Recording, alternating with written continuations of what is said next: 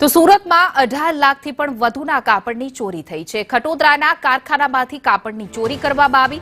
કંપનીના જ 2 ડિલિવરી મેનની આ કરતૂત છે, જેમાં કંપની સુપરવાઇઝરે બંને શખ્સને ઝડપી પાડ્યા છે। પૂર્વ કર્મચારી સાથે મળીને ડિલિવરી મેને આ ચોરીને અંજામ આપ્યો। કંપની સંચાલકે ખટોદરા પોલીસ મથકે ફરિયાદ નોંધાવી છે। પોલીસે બંનેની ધરપકડ કરી આગળની કાર્યવાહી હાથ ધરી છે।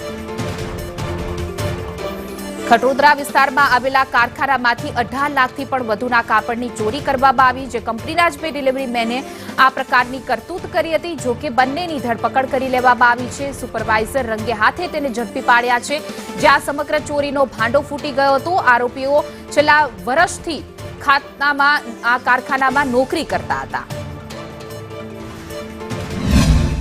એસ્ટેટમાંથી કેટલાક કાપડ ચોરી થતો હોવાનું કારખાનાના સુપરવાઇઝરે ડિટેક્ટ કરેલ। ચલણ વગરનો માલ નીકળતો હતો, જે પ્રકાશ ગુપ્તા લઈને જતો હતો। તેને અટકાવેલ। ત્યારબાદ ખબર પડેલ કે આ માલ ચોરી થઈ જાય છે, જેથી તેણે એના માલિકને જાણ કરેલ।